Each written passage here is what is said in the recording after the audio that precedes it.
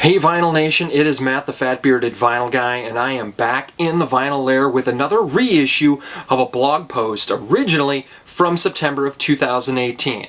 This was also an early attempt at doing a video under the Fat Bearded Vinyl Guy banner, but it was so badly done that I somehow felt that a blog was the future. At any rate, it was the first video I did, it was also the first one I deleted. So I decided to do my top 5, plus honorable mention, debut albums. Pearl Jam was originally called Mookie Blaylock, named after the NBA star. Before the debut album came out, they changed the name, but still paid homage to their original namesake by naming the record 10. That was Blaylock's number. It's still Pearl Jam's most successful record commercially.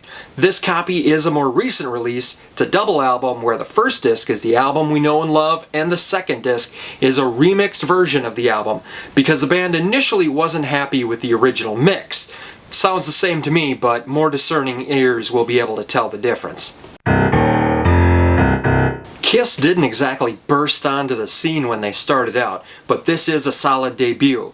It's on my list because 4 of the 10 cuts on this record were staples of the Kiss live show for over 4 decades. Cold Gin, Black Diamond, 100,000 Years, and Firehouse are classic Kiss tracks, with Firehouse being the song Gene Simmons does his fire breathing.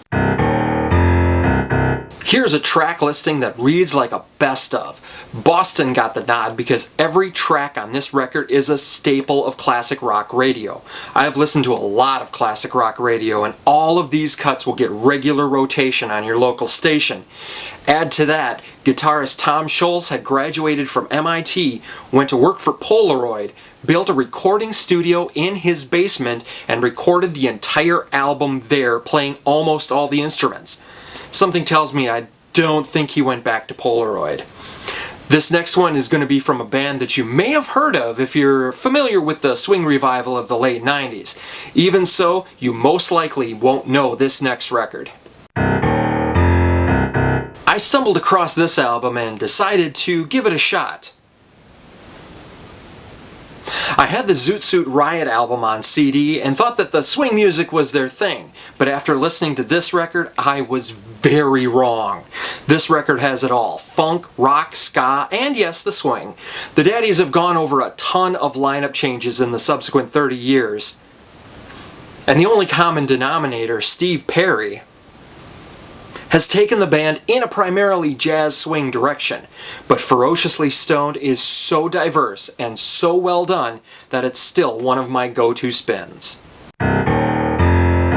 This record is on the list for 2 reasons. First, it came out my freshman year of high school, and a lot of the guys on the football team were talking about it. Eventually, I got my hands on it and was blown away. It was in heavy rotation in my Walkman. After a while, it got relegated to the bottom of the box. Then, several years ago, I was streaming a hair metal station, and one of the cuts from this record came on. I think it was Overnight Sensation. That is a killer track. All of a sudden, all those memories, good and bad, came rushing back. Secondly, the first rock concert I ever went to was Tesla at the Brown County Arena in Green Bay, and these guys were the opener. So Firehouse was the first rock band I ever saw live. My number 1 needs no introduction. This was a no-brainer. All-time classic. This record rocks so hard, it makes me wonder how this band would have fared if Axl wasn't a colossal a-hole and this lineup would have been able to stick together for a decade or 2. As it is, there are so many incredible cuts on this record. Not just the hits Paradise City, Sweet Child of Mine, and Welcome to the Jungle, but also album cuts like Mr. Brownstone and Rocket Queen.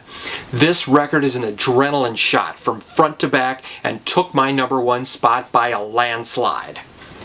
That's all for now. For more music talk and vinyl shenanigans, go to fatbeardedvinylguy.com. You'll find links to my social media, Facebook and Instagram. Twitter is a work in progress yet. If you want still more, you can catch me on Richard Tieman's Fan Show every Wednesday, where I feature a different record in my collection. If you like what you see, hit subscribe down below and click the bell to get notified of new videos. I post full videos on Saturdays, and I post my Fan Show videos on Thursday.